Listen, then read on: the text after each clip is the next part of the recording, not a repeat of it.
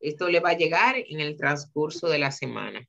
Le va a llegar un correo de la DGII y le va a dar las instrucciones para que usted entre con un código que es suyo.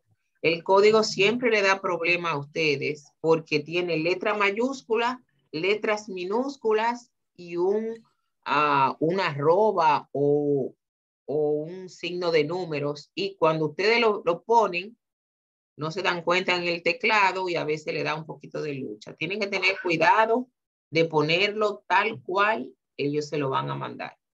Me imagino que ese correo le estará llegando antes del viernes. Ese curso, como les dije, no tiene horario. Es totalmente virtual.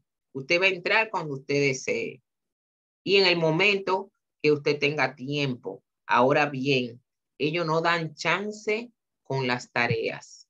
Si ellos dicen de tal día a tal día, después que pasó ese día, usted perdió esos puntos. Va a durar 7 días laborables, que vienen siendo como 10 días normales, y es algo constante. ¿Oyeron? Entonces, ustedes lo que tienen que hacer es concentrarse en los cursos y las tareas que tienen que subir en la plataforma, yo le voy a agregar una semana más o 2 semanas más para que ustedes se dediquen a los cursos. Primer curso va a ser ya de lo que nosotros nos evaluamos, que se llama personas físicas. ¿Vieron? Yo voy a hacer las diligencias de lo que pasó con su examen, pero en caso de que yo lo haya eliminado por error, entonces esa nota que ustedes saquen en ese curso la voy a tomar para el primer parcial. No puedo decirle que eso es lo que voy a hacer 100% porque yo voy a buscar ese examen. Debe de estar en algún lado y que yo no lo sé encontrar. ¿Entienden? Yo voy a plantear lo que yo hice a la virtualidad de la capital, a la departamento virtual de la capital, para que ellos me ayuden a encontrar. Entonces, el lunes 4 empiezan los cursos de las personas físicas y le ponen sus tareas, le ponen sus ejercicios y lo evalúan. Entonces, ellos me mandan esa nota a mí. Entonces, ahí yo lo que haría es aplicarle una regla de 3 a la nota que ustedes saquen para buscar el % si no encuentro su parcial. Pero yo le voy a buscar una solución. No se preocupe. Entonces, profe, otra preguntita, disculpe. ¿Cómo no, mi amor? Yo escuché decir que las clases en agosto van a ser presenciales ya. Ajá. Pero que algunos profesores, algunos, la van a dar virtual. ¿Habrá una opción en la plataforma cuando uno vaya a inscribirse o algo de saber quiénes la van a dar virtual y quiénes la van a dar presenciales? Cuando tú te vayas a inscribir, cuando tú escojas el horario, ahí te va a dar le van a poner una clave especial para que tú identifiques si esa materia es virtual o es presencial. Entonces tú vas a escogerla. Eres tú que vas a escoger cómo va a querer la clase. Ok, bien. Sí. Gracias, profe, gracias. Siempre, siempre. Vamos a seguir. Ustedes saben que estamos en el título 2 del Código Tributario y estamos hablando de que el impuesto sobre la renta es un impuesto a la ganancia. ¿Verdad que sí? Es un impuesto a la ganancia. Déjenme ver si yo estoy grabando. Sí, es un impuesto a la ganancia y que divide al contribuyente en 2 grandes grupos, personas físicas y personas jurídicas. Ya vimos las personas físicas, ahora vamos a trabajar con las personas jurídicas, que son las empresas. Las personas jurídicas son las empresas, aquellas instituciones que han cumplido con la ley 479-08 y se han constituido en sociedades comerciales. El 90% de las empresas dominicanas son personas jurídicas. Pero eso fue en el último censo. Por lo tanto, es algo que usted tiene que tomarlo con cuidado, lo que vamos a aprender aquí, porque las personas físicas son menos que las personas jurídicas. Entonces, sus clientes potenciales van a ser casi siempre personas jurídicas. Vamos a ver esta guía.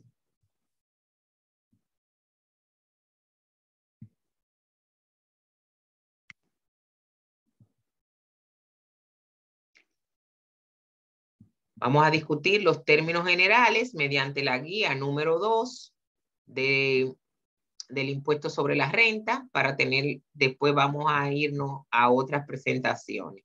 El impuesto sobre la renta, como estábamos diciendo, es un impuesto que grava los ingresos netos del contribuyente. O sea, dependiendo de la actividad que él haga, luego de que a lo que tú te ganas le deduzca los costos y los gastos, tú vas a tener un beneficio. Entonces, ese beneficio va a ser grabado con el impuesto sobre la renta que está en el título 2 del Código Tributario. Este es un impuesto anual que se aplica a toda renta, ingreso, utilidad o beneficio obtenidos por personas físicas o personas jurídicas en un periodo fiscal determinado. ¿Quiénes deben pagar y presentar el impuesto sobre la renta? Las sociedades de capital, que son todas las sociedades comerciales, en donde lo que ponen todos los socios se le da una acciones, se llaman sociedades de capital. Empresas públicas con renta de naturaleza comercial, por ejemplo, hay empresas en el pasado, porque Lionel casi la vendió todas, que eran estatales, pero que hacían actividad comercial como los molinos dominicanos, como los ingenios, vendían y hacían comercio. Ellas debían de presentar y pagar impuestos, las que queden. Sucesiones indivisas, que son las herencias. Por ejemplo, Emmanuel, Wanda y Luis Carlos son hermanos, reciben una herencia de una empresa que tenía su papá de hacer calipso. Entonces, esa empresa ya va a ser dividida en 3, que son los herederos. Entonces, mientras eso no pase, eso se llama sucesión indivisa, va a pagar impuestos. Las sociedades de personas y de hecho es cuando Ana Durán y Wanda se unen para hacer poner una farmacia, pero no hacen una sociedad de capital, sino que lo hacen como persona física. Sociedades irregulares, que son aquellas que quedan por un hecho que no es normal. Negocios de único dueño es, por ejemplo, vamos a suponer que Emi quiere poner un colmado, entonces, pero un colmado grande que coja tarjeta de débito y de crédito y todo eso. Entonces, ella es una persona física, pero tiene un negocio que hace comercio. Entonces, Emi cae aquí. Emi es una persona física con un negocio de único dueño, porque compra y vende. Zonas francas, la zona franca es un sector especial. Nosotros le decimos régimen especial, porque hay una ley, la 8-90,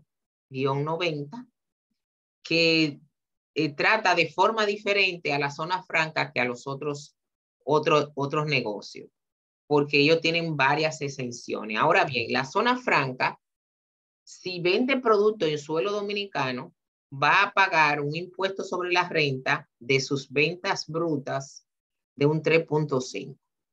Porque hay zonas francas que hacen el producto y lo exportan. Pero hay zonas francas que también exportan productos, pero también lo venden en suelo dominicano. Por ejemplo, las jóvenes que compramos ropa interior en Santo Domingo, sabemos que en La Romana hay una zona franca que vende ropa interior en suelo dominicano. Entonces, de las ventas de esa zona franca que vende ropa interior en suelo dominicano, se le va a gravar con un impuesto sobre la renta de un 3.5 sobre las ventas brutas. Mírenlo ahí, ahí se lo explica. Entonces,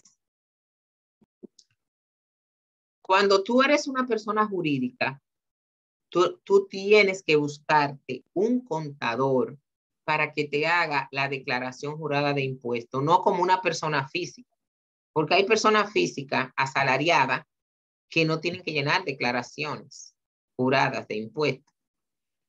Pero también hay personas físicas que se acogen a la exención. Pero cuando tú eres persona jurídica, tú no tienes esas opciones. Tú tienes que presentar tus costos y tus gastos. Si tú no lo presentas, la Dirección General de Impuestos Internos te determina a ti lo que tú vas a pagar. Y así no es, ¿verdad? Entonces, las personas jurídicas no tienen opción. Deben de llenar su declaración jurada de impuestos, que se llama IR2. La persona física se llama IR1. Las jurídicas es IR2. Es un documento en formato de formulario impreso o electrónico donde el contribuyente declara sus ingresos y beneficios de sus operaciones.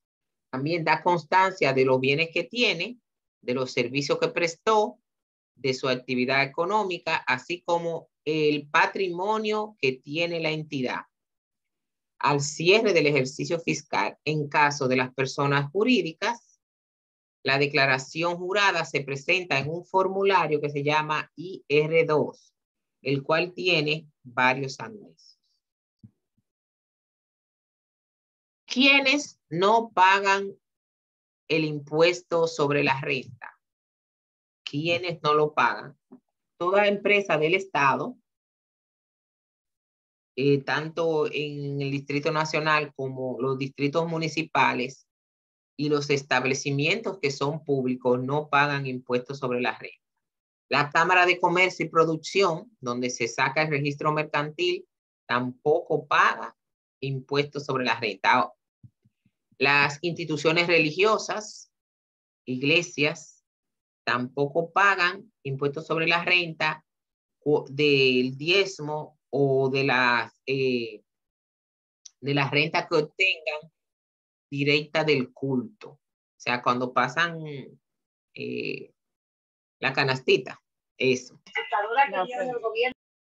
Las rentas que obtengan las entidades civiles del país de asistencia social, las famosas ONG, entidades de caridad, beneficencia, centros sociales, literarios, clubes, etc. Ahora bien, esas instituciones tienen que estar registradas en la DGII como organización no lucrativa o organización sin fines de lucro o lo que nosotros dijimos ONG. Si no está registrada y que yo soy ONG, no, deme su RNC para yo consultar si usted es ONG, ¿verdad? Porque de la boca para afuera mucha gente dice que algo, pero después no han hecho los trámites. No es nada. Las rentas de las asociaciones deportivas y clubes, siempre y cuando no repartan ganancias. Si un club hace actividades y obtiene ganancias y que los reparte, ya va a pagar impuestos. No, si persiguen fines de lucro, van a pagar. Si no persiguen fines de lucro, no van a pagar. Si hay algún juego de azar dentro de ese club, paga. ¿Qué más no paga impuestos sobre la renta? Los dividendos. ¿Qué son los dividendos? Es la repartición de las ganancias de una empresa que yo tengo acciones. Ok, entonces cuando a mí me van a dar esos dividendos, a mí me retienen el 10% para el impuesto sobre la renta. Es un pago único. Si me retuvieron el 10%, como dice la ley, entonces no voy a pagar el 27% sobre mi ganancia. Entonces, los dividendos pagados en acciones provenientes de una sociedad anónima o de capital a sus accionistas, o los dividendos pagados en efectivo, siempre y cuando se le haya retenido el 10% que dice el artículo 308 de la ley. Aportes al capital social recibido por una sociedad. Por ejemplo, Erika tiene acciones de la cervecería y ella aportó a $1.000.000 más. Ese $1.000.000, la tabacalera no tiene que pagar impuestos sobre la renta, porque es un aporte de una socia que hace al capital. Entonces, no paga impuestos sobre la renta. Eso está ahí. ¿Qué tasa? El 27%. Hace unos 5 o 6 años estaba a un 29 y después bajó a un 27. No, eso hace 10 años. Pagaba un 29. Las deducciones. ¿Qué puede? Recuérdese que le dije que una persona jurídica no tiene opción para exención. Tiene que presentar sus gastos. Si no presentó sus gastos, la DGII va a aplicar una facultad que tiene de determinación. Ella va a decir, mediante tu actividad, tú vas a pagar tanto. Pero eso no es que ellos se lo inventan. Hay una norma donde dice las tasas a pagar para las personas que no presentan gastos. ¿Oyeron? En una sociedad comercial. Para determinar la renta neta imponible, se va a restar a la renta bruta los gastos necesarios para yo obtener esa renta, esa ganancia. Entonces, tenemos 3 tipos de renta. La renta bruta es todo lo que me ingresa al negocio. La renta neta es, a esa renta bruta, yo le deduzco los costos y los gastos y me da la renta neta. ¿Oyeron? Y la renta estimada es cuando yo no tengo contabilidad organizada y la DGII me estima lo que se supone yo vendí. Esa es la más peligrosa. ¿Qué gasto te puedes deducir de sus ganancias? Porque no es todo lo que yo quiera. La ley me dice que me permite deducir. Y esto me lo dice en el artículo 287 del Código Tributario. Me dice, mira, de lo que a ti te ingresa por tus operaciones, tú puedes restar los intereses que tú pagas por préstamos, impuestos y tasas que tú pagues que sean deducibles, porque hay impuestos y tasas que no son deducibles.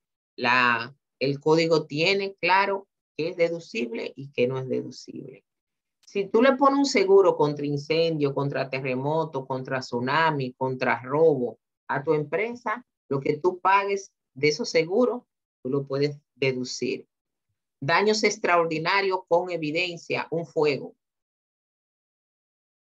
un terremoto, un robo.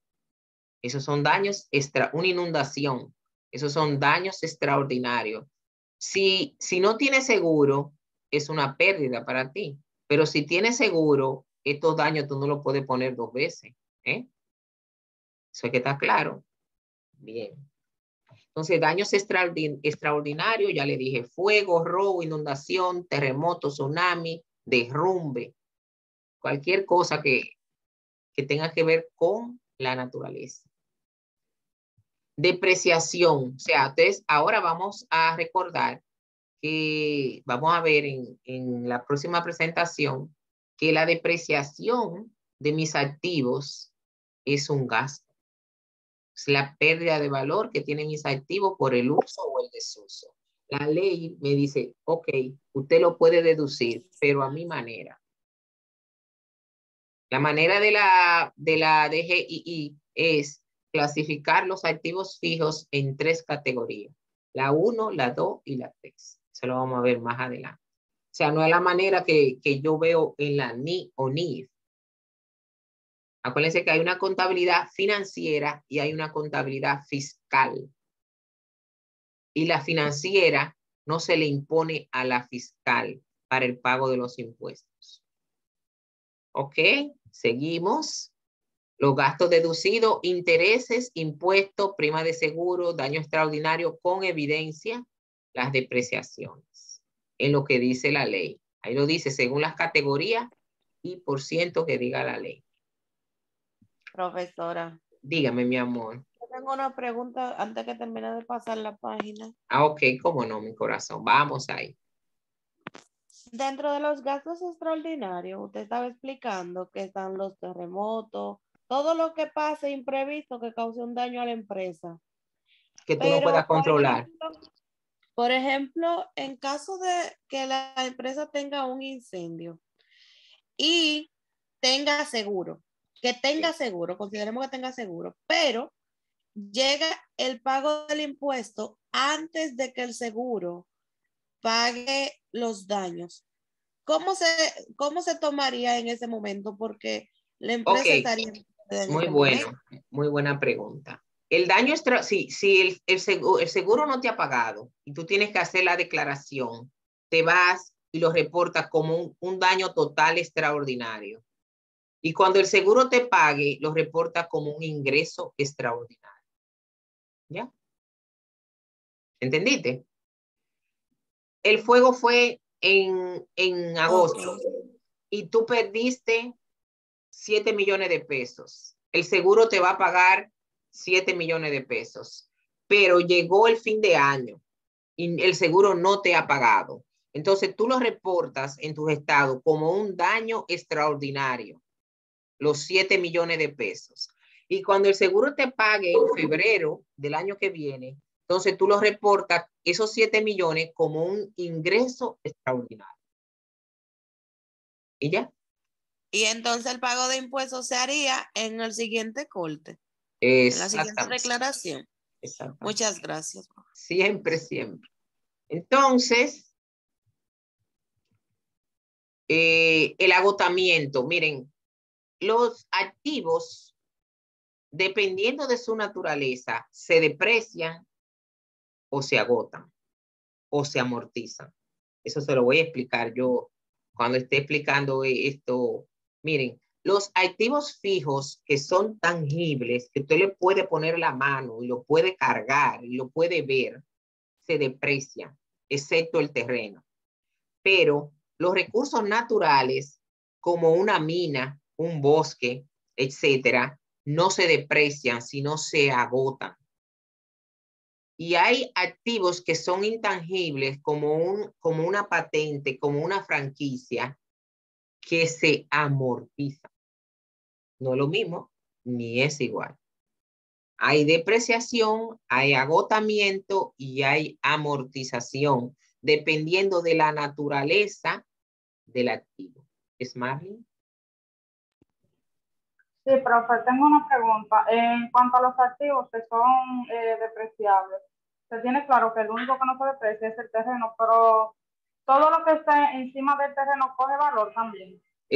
Cuando tú vas a hacer tu contabilidad en una empresa, tú tienes que hacer una tasación y separar el costo del terreno del costo de la mejora o de la edificación por separado. Imagínate que tú compraras, Smartling, un local comercial, no vamos a hacer edificio, un local comercial. Tú compras un local comercial por 12 millones de pesos para poner tu negocio. Entonces tú vas a buscar un ingeniero que te tase cuánto vale el terreno y cuánto vale la edificación que está en ese terreno. Y en tu contabilidad, tú vas a poner terreno, 4 millones. Edificación, 8 millones, según la tasación. Entonces tú eres que tiene que separarlo, aunque tú le diste 12 millones a quien tú le compraste. Porque el terreno no se deprecia y la mejora que está en el terreno sí se le aplica una depreciación de un 5% anual.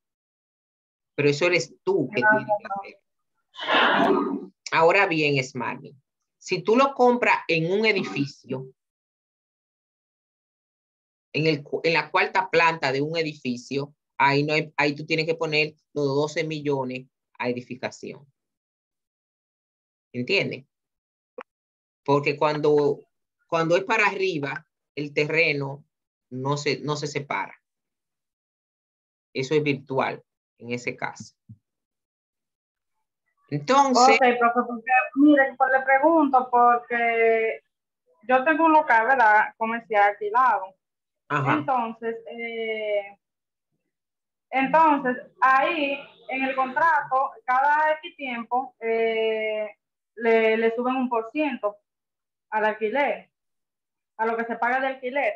Entonces, yo me había informado y según lo que me habían dicho, como que eso lo pueden hacer es porque todo lo que está encima del terreno también coge valor, pero yo tenía entendido que esas cosas se iban depreciando también con el tiempo. Claro. Por ahora me queda claro con la respuesta que usted me dio. O sea que la persona que me dio esa información entonces me la dio errónea.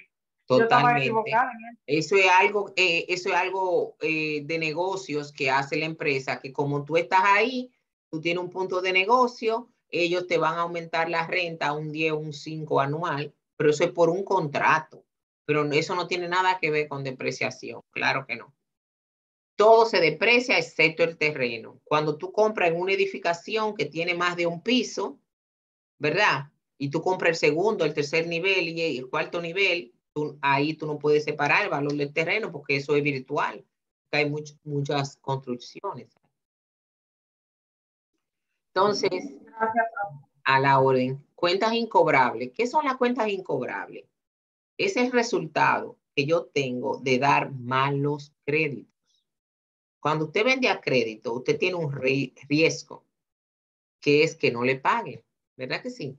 Entonces, la ley le llama a eso cuentas incobrables o cuentas malas o cuentas dudosas. Entonces, la ley establece un procedimiento para usted poder deducir como gasto las cuentas incobrables. La ley le voy a enseñar, aplica dos métodos, el método directo y el método de la estimación. Muy diferente a lo que nos dicen en contabilidad financiera. Estoy hablando de la ley. ¿Oyeron? Entonces, eso yo se lo voy a explicar más adelante. ¿Qué establece la ley? Que usted puede estimar que no le van a pagar el 4% del balance de su cuenta por cobrar. ¿De dónde sacaron el 4 ellos? Yo no sé. No lo puedo decir de dónde la DGI se inventó un 4. Pero es un 4. Antes era un 2 y lo subieron a un 4. ¿De dónde lo sacaron? No sé. Entonces, también la ley establece que si usted tiene ganancia, usted puede donar y lo puede rebajar de sus ingresos hasta el 5% de su ganancia. Pero debe de ser a una institución de bien público. Patronato Amigo de los Pobres, patronato del Hospital Hospital Ricardo Limaldo. Puede donarlo a CEPROSH, que es la persona de institución que trabaja con las personas que viven con el VIH. Pero todas las instituciones a que usted le done, usted tiene primero que investigar si están al día con sus obligaciones. Usted no le puede donar el 5 a quien no está al día. Entonces, hacer esa averiguación, ¿verdad? También hay otros 5 que no está en la ley 1192, sino que está en la ley de educación. Esa fue Leonel Fernández que hizo esa ley en donde dice que tú puedes donarle a las universidades hasta el 5% de tu ganancia. O sea que si Brugal y compañía quiere, o ¿cómo que se llama el famoso de Santiago? Acero Estrella quiere, o Estrella quiere, puede donar un 5 a instituciones de bien público, ONG, y otros 5 a cualquier universidad de Santiago o de la capital. O sea, puede rebajar de su ganancia el 10 y donarlo, pero demostrado. Bueno. También te puede deducir los gastos de investigación y de experimentación para mejorar su producto. Si estoy haciendo una vacuna, un medicamento, todo eso con evidencia, con facturas, con comprobante fiscal, etcétera, etcétera. Usted lo puede rebajar de sus ganancias. Si usted tiene pérdida, usted puede rebajarla en la próxima ganancia que usted tenga, pero no el 100% de golpe, sino en 5 años. Por ejemplo, Alexander tiene un negocio. Alexander de los Santos tiene un negocio. Y por motivo del COVID, en el 2019, él tuvo una pérdida de $1 millón. Ya en el 2020, él se recuperó y tuvo una ganancia de 4 millones. Él no puede rebajar de golpe ese $1.000.000, sino que ese $1.000.000 tiene que prorratearlo en 5 años. Eso es 1 millón entre 5. Eso viene dando 200,000 por año. Entonces va a empezar, en el 20 va a quitar 200,000, en el 21 200,000, en el 20 así. Prorrateada en 5 años, las pérdidas. Todo lo que la empresa aporte al plan de pensiones y jubilaciones, ustedes saben que el plan de pensiones no vive nada más de lo que usted pone, del 5.91, sino que la empresa tiene que aportar 7.10 para su pensión y 7.09 para su salud, 1% para Infotep, más 1% para riesgo laboral. Todo eso que la empresa paga para los planes de pensiones y jubilaciones lo puede restar de su ganancia. ¿Oyeron? Y provisiones que se tenga que hacer, todas las provisiones que las entidades bancarias tengan que hacer para su activo de alto riesgo. ¿Qué es un activo de alto riesgo para un banco? Un préstamo atrasado. Un préstamo atrasado es un activo de riesgo para el banco. Acuérdense que el banco presta el dinero de otra gente. ¿Entienden? O sea, nosotros depositamos en el Banco Popular y con ese dinero que nosotros depositamos, el Banco Popular lo presta más adelante. ¿Verdad que sí?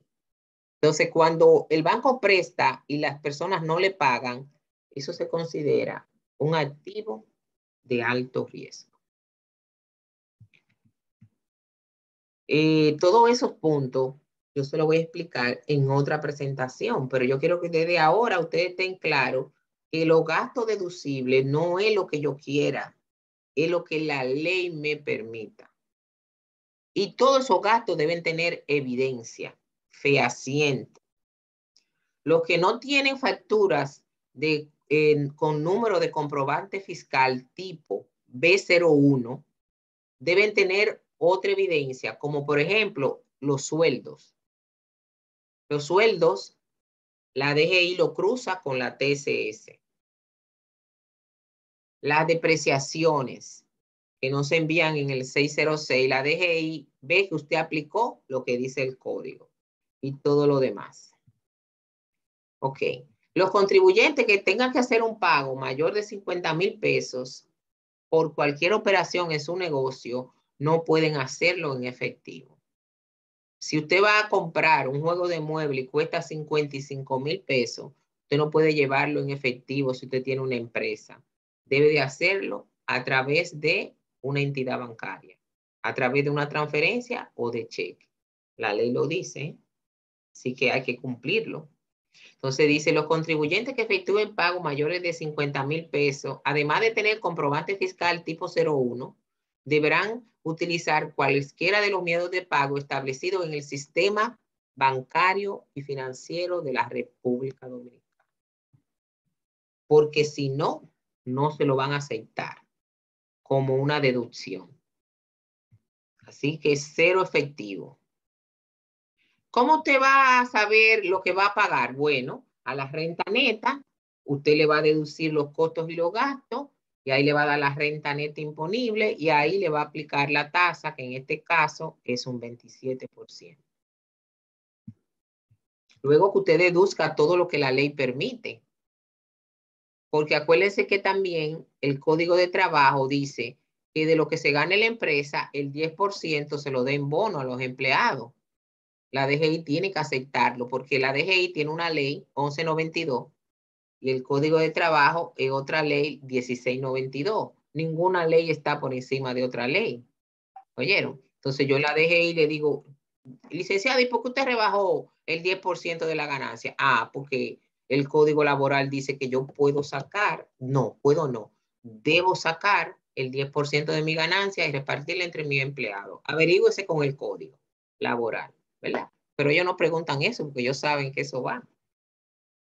Entonces, a diferencia de las personas físicas que tienen un cierre único al 31 de diciembre y después le dan 90 días para presentar y declarar, las personas jurídicas tienen 4 fechas. Ahora bien, hay una que es natural y por obligación. Y hay otras 3 que si usted la quiere usar, tiene que pedir permiso. ¿Cómo te pide permiso en la DGII? ¿Quién me dice? ¿Cómo te pide algo a la DGII? ¿Llamando por teléfono? ¿De boca? ¿O cómo? Por escrito. Por escrito, mi niño. Hacer un comunicado. Comunicado, con evidencia. Nada, no lleven una hojita suelta. Nunca. Con evidencia. Y si no llevan evidencia, en la carta pongan en base a qué artículo usted está pidiendo eso. Siempre. ¿Vieron?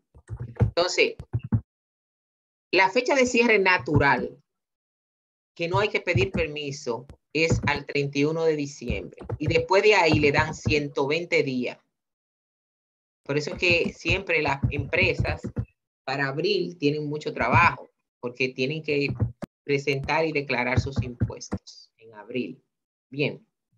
Entonces, si usted no puede cerrar el 31 de diciembre, con una comunicación por escrita, usted va a pedir una de estas 3 opciones que quedan aquí. Cierre en marzo, cierre en junio o cerrar en septiembre. Pero debe decir por qué usted no puede cerrar en diciembre. Como por ejemplo, Brugal y compañía. No puede cerrar en diciembre. ¿Quién me dice por qué? ¿Qué pasa en diciembre con la gente? Donde más esa es la fecha que más Consumen Ahí es mucho. donde se altera Porque sus más mayores La ventas gente se más, realizan en o ese sea, año. la gente que más ve, es uno de los meses donde más se toma alcohol. Entonces, todos los esfuerzos de Brugal están concentrados en la producción y venta. Entonces, ellos demuestran eso llevando las estadísticas de sus ventas. Entonces, generalmente, Brugal no cierra en marzo porque viene la Semana Santa por ahí. Y no cierra en junio porque viene el verano. Cierra en septiembre, que es un periodo muerto. Más o menos muerto de bebida. ¿Entiende? Entonces, imagínense que usted es la doña de Café Santo Domingo. Usted tiene que cerrar cuando no esté cosechando y procesando el café, porque eso es por temporada. Entonces, usted demuestra eso y pide una de estas 3 fechas, a cerrar el 31 de marzo, el 30 de junio o el 30 de septiembre. Después que usted le autoriza una de estas 3 fechas, que no es la natural, usted no puede estar brincando como un chivito de que me voy para acá, me voy para allá. No, no, no, no, no. Usted tiene que de nuevo pedir un permiso, demostrar por qué usted tiene que cambiar esa fecha. ¿Entendieron? 4 fechas de cierre y después me dan 120 días después de mi cierre. Entonces, si yo cierro el 31 de diciembre, tengo que presentar a más tardar el 30 de abril. 120 días después. Si cierro el 31 de marzo, entonces tendría abril, mayo, junio y julio. Tendría que presentar en julio. ¿Verdad? Si cierro en junio, entonces sería julio, agosto, septiembre, en octubre. 120 días viene siendo en octubre. ¿Qué día? Bueno, puede ser el 29, puede ser el 30. Depende si el año es bisiesto o no. 120 días después del cierre. Bueno, 4 fechas de cierre, una natural y otra 3 que deben tener un permiso. Cuando la fecha límite de presentación y pago es feriado, o sea, es domingo, la fecha o es día de Duarte, día del trabajo o lo que sea, la fecha será al día siguiente, laborable. ¿Cómo usted va a declarar? Como yo les he dicho, todo lo que usted va a hacer en la DGII tiene que ser a través de la oficina virtual de ese cliente. ¿Cómo tú inscribes a tu cliente en la oficina virtual? Bueno, usted va a entrar a la página de la DGII va a poner oficina virtual y ahí va a seleccionar la opción de registrar. Y ahí usted va a poner todos los datos y ellos le van a mandar una clave provisional y después usted va a cambiar esa clave por una que usted solamente conozca. Y después todo lo que usted va a hacer, ITEVI, selectivo al consumo, impuestos sobre activos, impuestos sobre la renta, todo lo va a tener el 606, el 607 de ese cliente, todo lo va a tener que hacer a través de la oficina virtual de ese cliente. Que uno entra con su RNC y con la contraseña que ya uno le ha asignado. Si tú tienes problemas con tu oficina virtual, usted va a coger todo su papel y se va a la administración local de su pueblo o de la ciudad. Y ahí te lo va a decir, mire, yo no puedo entrar a la oficina virtual, hoy es la fecha límite de yo hacer tal cosa. Ayúdenme, porque yo no puedo entrar. O sea, no se quede en su oficina sentado y que no puedo entrar. Muévase, vaya a la sede, ni llame por teléfono, vaya con todos sus papeles. Digan, yo no puedo declarar nada porque la oficina virtual mía no está funcionando. ¿Por qué? No sé. Averigüen, ayúdenme, ¿verdad?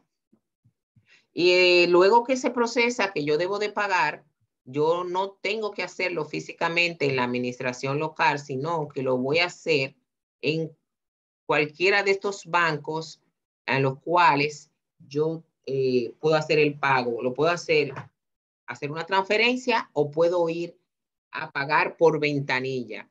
Pero para usted pagar, usted tiene que imprimir una autorización de pago que le da el sistema cuando usted declara. Cuando usted declara y dice que usted tiene que pagar 25,000 pesos, ahí mismo le va a salir un documento con un número. Se llama autorización de pago. Entonces, cuando usted va al banco o va a hacer la transferencia, usted tiene que poner ese número. Y de una vez que usted hace el pago, la DGI le manda un correo electrónico diciendo que su pago ha sido recibido exitosamente. Usted imprime toda esa evidencia y la guarda en su archivo. Si no puedo pagar en internet ni en ventanilla por los motivos que sea, entonces ahí me dirijo a la administración local. Si voy a pagar algo que supere los 15,000 pesos, debo de hacer un cheque de administración a nombre de el colector de impuestos internos. No puedo decir Puerto Plata ni puedo poner Santiago. Colector de impuestos internos. Y la historia de siempre, ¿qué pasa si no pago a tiempo? Viene una sanción. La DGI aplica una facultad sancionadora que es un 10% de recargo por mora y un 4% progresivo e indefinido.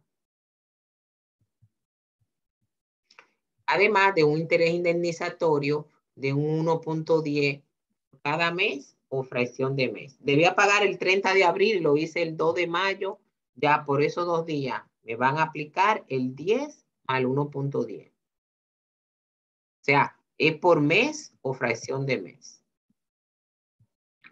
Esto es un resumen de lo que tiene que ver con... ¿Alguien levantó la mano? ¿Es Marlene? ¿Se te quedó levantada o tú tienes una pregunta? Profe, se me quedó levantada. Ah, perdón, sí, dime, mi amor.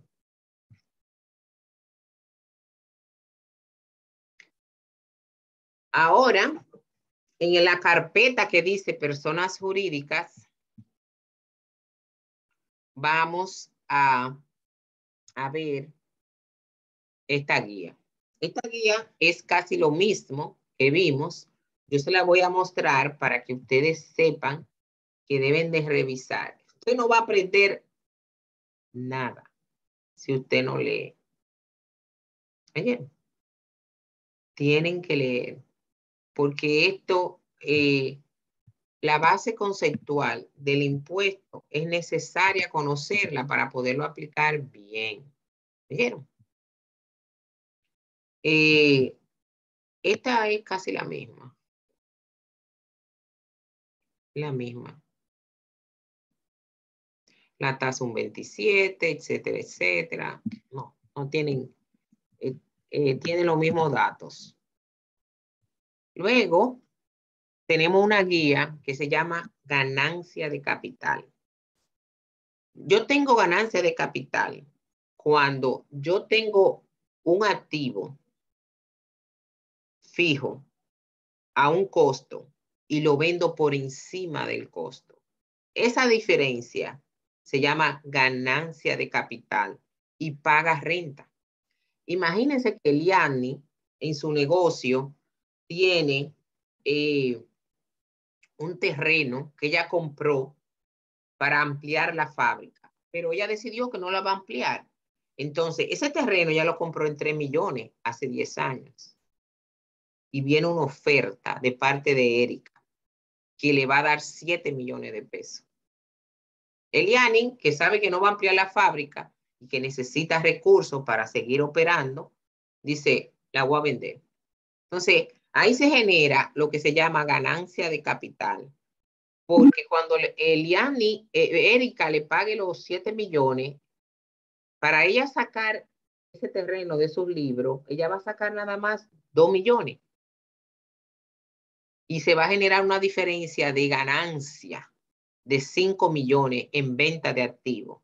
Entonces, la ley establece, la ley 1192, que eso se llama ganancia de capital.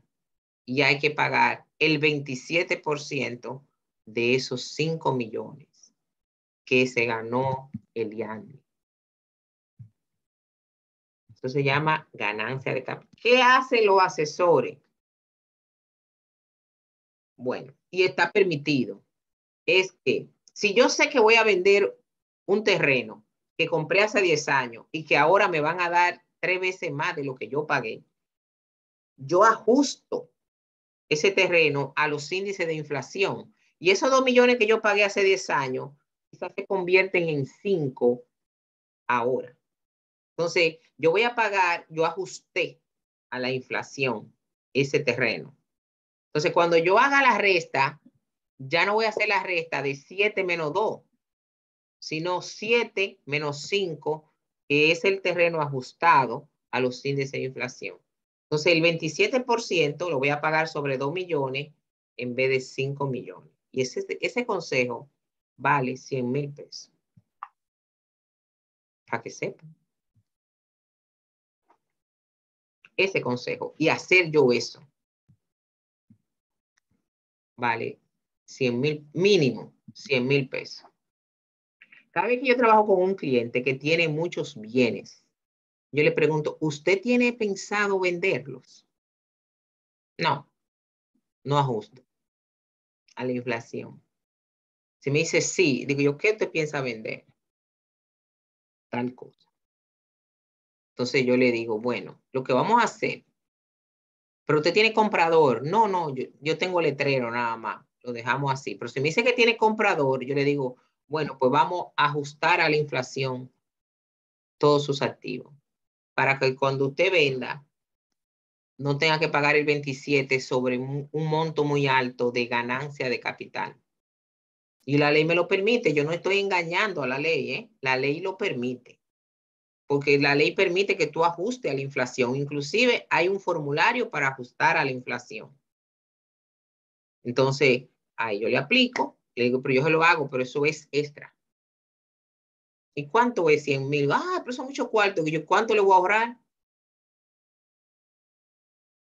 Tanto. Digo yo, entonces, ¿usted cree que yo le estoy cobrando mucho? No, licenciada, está bien, ¿verdad? Entonces, ahí ya.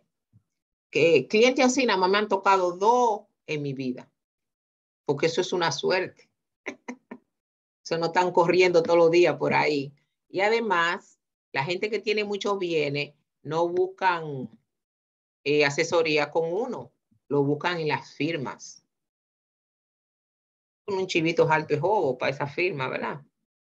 Pero nada, vamos ahí. Aplicamos los mismos conocimientos. Vamos a ver qué es una ganancia según la ley. ¿Es una ganancia o pérdida de capital? Porque no siempre se gana, a veces se pierde. Es el resultado que se genera mediante la venta permuta u otro acto de disposición o transmisión entre vivos a título gratuito u oneroso de un activo de capital. ¿Qué es un activo de capital? Para fines del impuesto de ganancia de capital, el activo de capital significa todo bien o derecho que posea el contribuyente en conexión o no con su negocio, que no sea cuenta por cobrar, que no sea cuenta por cobrar, que no sea inventario, ni activos depreciables. O sea, que me deja nada más al terreno. ¿Por qué me ponen el que no sea? ¿Por qué no me dice nada más cuando usted vende un terreno? Y ya, y no me viene con toda esta cosa. O sea, solamente la ganancia de capital se genera cuando usted vende un terreno. Porque ahí me lo dice, quedarán excluidos de esta definición los siguientes bienes: cuentas por cobrar, existencia, que son inventarios, y bienes que se deprecien. Cuando usted vende un carro, cuando usted vende una maquinaria, nada de eso da ganancia de capital. Lo que da de ganancia de capital es cuando usted vende un bien que no se deprecia. Y el único bien que no se deprecia en la bolita del mundo es el terreno. Eso lo dice ahí, ¿verdad?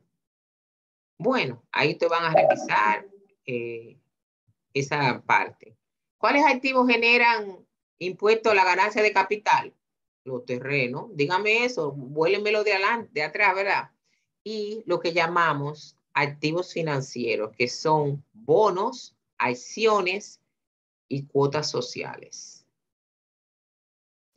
Y hay bienes intangibles como son marca, derechos, patentes, licencias, propiedad intelectual, entre otros. Por ejemplo, cuando Brugal vendió el 51% de sus acciones a una persona de Escocia, ahí Leonel Fernández se rió con la muela de atrás, porque una acción que tenía un valor nominal de 1,000 pesos, esos escoceses la pagaron a $300. $300 en español son 15,000 pesos. Entonces, había una ganancia de capital de 14,000 pesos por cada acción. O sea, que le entró dinero al Estado por concepto de la venta de acciones de la cervecería y de Brugal en el gobierno de Leonel, que ahí el déficit fiscal bajó. Y fue por eso. Si usted vende la marca iPhone o Coca-Cola o cualquier marca, tiene un valor cuando usted inició, pero no el mismo ahora. Entonces la diferencia genera una ganancia de capital. Ahí están las tres opciones cuando se genera la ganancia de capital. Ajá. ¿Qué grava este impuesto? La transferencia o traspaso de bienes o derechos situados o colocados en República Dominicana, siempre que su propiedad se haya traspasado a favor de un tercero mediante un contrato. Puede ser que yo lo regale, que yo lo venda o que yo lo ceda por una deuda. Inmediatamente se da ese traspaso, se va a generar una ganancia o una pérdida de capital. Una ganancia, porque la pérdida no genera pago. Si ya voy, yo voy a poner, gracias, mi teléfono. Gracias, señor. Se me le había roto la pantalla. Mi querido hijo que me dio la vida. No, ¿quién fue que me dio ese? Sí, la vida. Porque era esposo de mi hija que mi hijo. ¿Quiénes están obligados a pagar este impuesto? Las personas físicas y jurídicas que transfieran o enajenen un activo de capital, que son los tres que mencionamos antes. ¿Qué tasa vamos a pagar? Dependiendo si es una persona física, de un 15 a un 25, y si es una jurídica, un único 27. ¿Cómo tú determinas la ganancia de capital? Precio de venta menos el costo. Me va a dar la ganancia o pérdida de capital. Mire, costo fiscal ajustado. O sea, la ley me dice, ajústelo, licenciada. Si usted no sabe ajustar, averigüe, ¿verdad? ajustar a los índices de inflación. ¿Quiénes dan los índices de inflación? El Banco Central de la República Dominicana. Entonces, si algo costó 2 millones de pesos en el 2012, yo le aplico los índices de inflación del 2022 y eso va para arriba. Eso se llama costo fiscal ajustado. ¿Qué es el costo fiscal ajustado? Es el costo de adquisición de los activos o bienes de capital ajustados a los índices de inflación que da el Banco Central. Desde el 2012 hasta la fecha que lo vamos a vender. Enajenación y venta. Enajenación. Uno piensa que como que tú estás loco, ¿verdad? Porque cuando uno dice enajenado mental, dice lo que está loco. Pero en el argot comercial, enajenación es sinónimo de venta. El ajuste o indexación a la inflación del costo de los activos o bienes de capital se hace utilizando el multiplicador para tales fines que publica periódicamente el Banco Central. Y eso se llama IPC, Índice de Precio al Consumidor. En los casos de derechos, como derechos de autor y todo lo demás, el costo de adquisición lo constituye el valor que pagamos cuando compramos esas acciones y el precio que yo lo vendí. Y ahí se va a generar un aporte de capital. Se va a generar, perdón, una ganancia de capital. En casos de los terrenos, el costo fiscal es el que al precio de adquisición, más todas las inversiones que se le haya hecho a ese terreno, se le ajusta a los índices de inflación. En el caso de los activos que son intangibles, como la franquicia, la patente, etcétera, el costo fiscal se determina haciendo uso de los métodos de valoración según aplique. ¿Qué pasa cuando ese costo fiscal es negativo? O sea, hay ganancia cero, no vamos a pagar impuestos. ¿Verdad?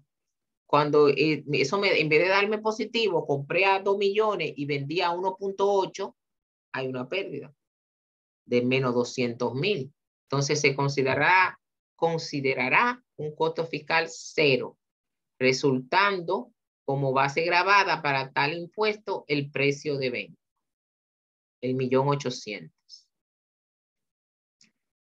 ¿Cuáles partidas del patrimonio forman parte del costo de adquisición? O sea, si yo compro un terreno, pero ese terreno yo tengo que hacerle una cerca, tengo que ararlo, tengo que planarlo y tengo que ponerle,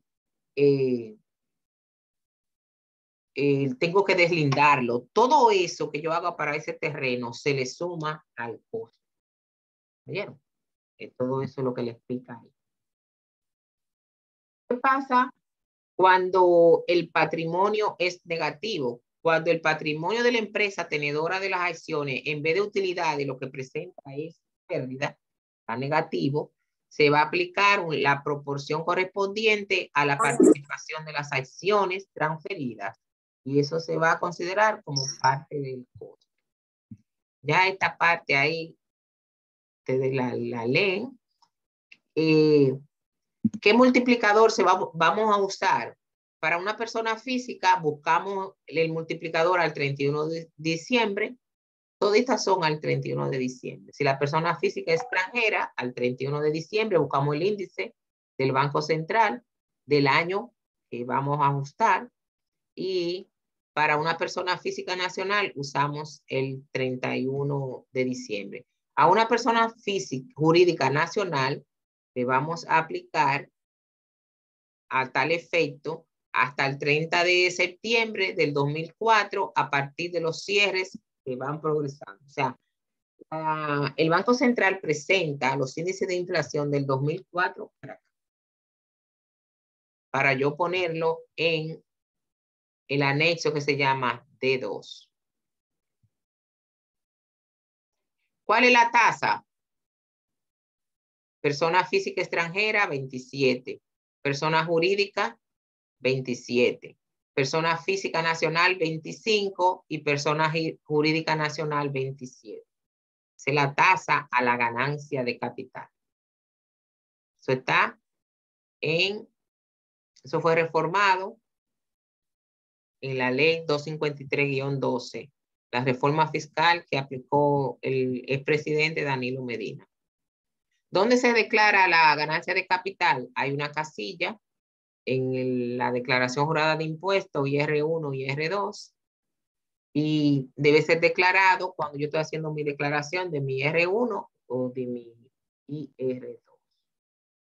Si hay pérdidas de capital, estas se pueden compensar, como establece el código, en 5 años.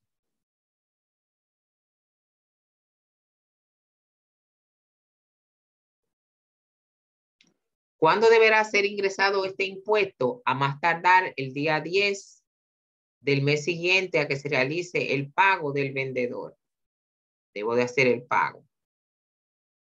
¿Cuándo quedan exentos la retención de un 1? El vendedor podrá solicitar a impuestos internos ser liberado de esta retención de un 1, siempre y cuando disponga de documentación que sustente que no va a haber ganancia de capital. O sea, si yo vendí en octubre o en noviembre, la ley dice, no, espérate.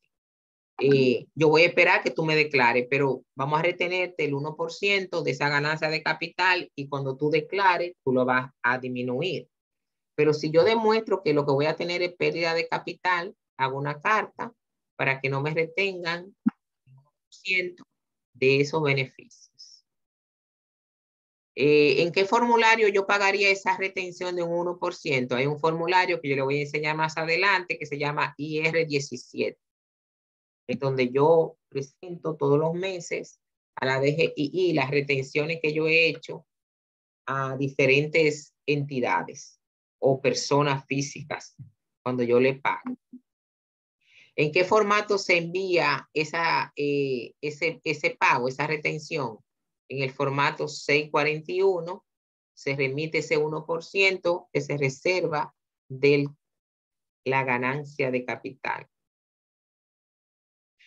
¿Quién debe llenar este formato? El que me retuvo el 1%. O sea, yo le vendí a Cero Estrella un terreno, yo tuve una ganancia de capital.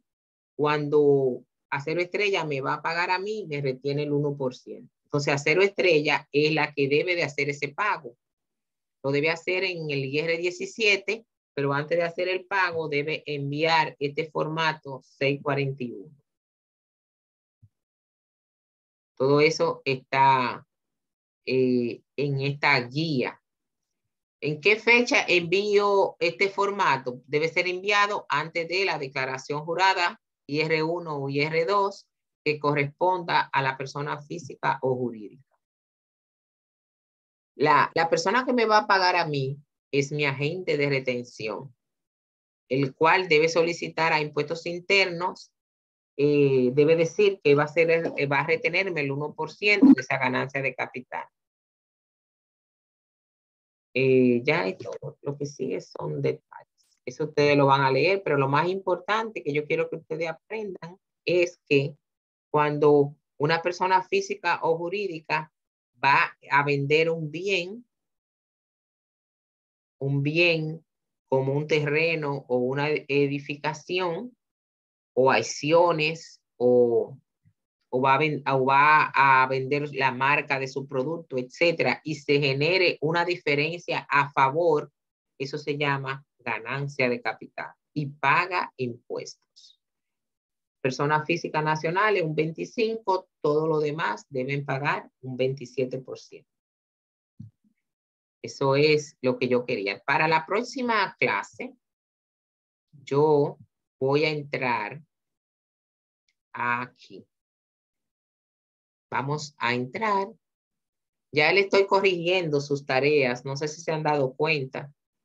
Estoy en proceso de ir corrigiendo las tareas. Así que ya ustedes, lo que tiene que ver con personas físicas, traten de terminarlo en esta semana para que entren a su curso sin ninguna tarea pendiente. ¿Oyeron? Así que si ustedes revisan, aquí hay una presentación que se llama gastos admitidos para fines fiscales. Muy importante. Esta presentación yo les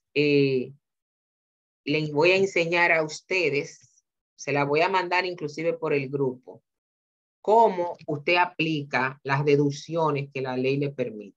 Cómo usted aplica cada cosa, cómo usted aplica la depreciación, cómo usted aplica las cuentas incobrables y todo lo demás. Ahí yo le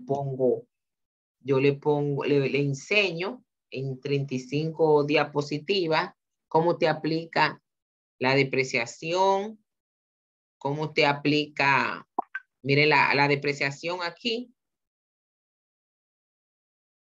Los activos los tenemos que aprender a clasificar en categorías, la 1, la 2 y la 3, ¿verdad? Y aplicarle un 5, un 25 y un 15. Esto establece la ley. También le enseño las donaciones, cómo usted aplica ese 5%, cómo usted aplica el 4% de la que dice la ley. O sea, esta diapositiva es lo que dice el artículo 287 del Código Tributario. Entonces, ¿qué tareas tenemos para las personas jurídicas? Mírenla ahí. Todas las tareas están dentro de ese folder que dice tarea de personas jurídicas. Todas están ahí. Pero luego que yo le enseñe esa diapositiva que le mostré, ahí vamos a aprender a trabajar en práctica cómo se calculan los gastos admitidos y la depreciación. Ahí yo le puse una tarea, pero que ustedes van a hacerla luego de que yo le enseñe cómo aplicarlo. Entonces yo lo que quiero es que ustedes vean el material que le voy a mandar por el grupo y está ahí donde dice todo, para que no se me junte. Yo todo se lo puse en esa carpeta. Todo. Todo lo que tiene que ver con personas jurídicas. Profe, disculpe. Ajá. Para confirmar, ¿esa es la carpeta que contiene las revistas que usted nos estaba mostrando ahora? Sí. Tú le vas a dar un clic, mírala ahí. Yo le traté le traté de poner toda la información, pero esos son 2 ejercicios que yo hago con ustedes en vivo.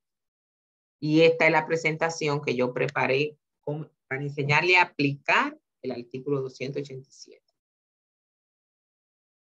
Porque de esto que usted va a vivir. Después del ITEVI, lo segundo que le va a generar más ingresos a ustedes como profesionales es el impuesto sobre la renta. Entonces, yo necesito estar tranquila de que le he enseñado por lo menos lo básico.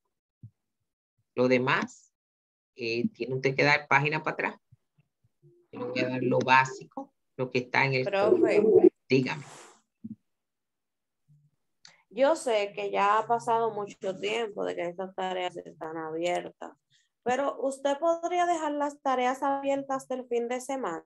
Por Claro favor? que sí, claro que sí. Gracias. Serán dejadas abiertas todas esas tareas ahí. Yo estoy corrigiendo, no sé si se han dado cuenta, voy por aquí. Más o menos. Creo que voy por...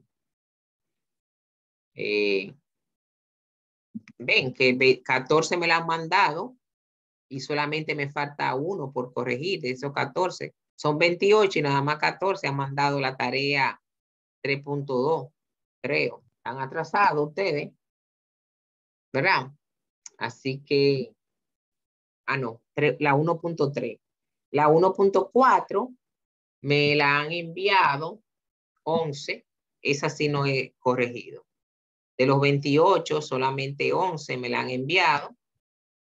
Y la 1.5, que es persona física presentando gastos, me la han enviado 12. Y yo no he corregido ninguna. O sea, me falta corregir la 1.4 y la 1.5. Y darle atrás el examen. Ahora yo voy a llamar a la escuela a la escuela no, a UAS virtual para que me digan si me pueden ayudar a encontrar esto. ¿Entienden? Así que yo los dejo por hoy. No empezamos los ejercicios porque primero vamos a ver que usted lea el material de las personas jurídicas para que podamos entrar a la parte práctica el próximo martes. Tendremos clases, si Dios quiere, pero no tendremos tareas en esa semana. Esas tareas usted no le va a poner la mano. Usted se va a dedicar a su curso. ¿Oyeron? Pero yo sigo avanzando. Profe. Yo sigo avanzando para que no nos atrasemos. Dígame. Todavía tenemos oportunidad de mandarla a 1.4, ¿verdad? Claro, hasta el fin de semana. Póngase ahí. Ah, ok, sí, porque yo mandé la 1.5, pero la 1.4 no la he enviado todavía. Ajá. Todo eso usted lo va a poder mandar.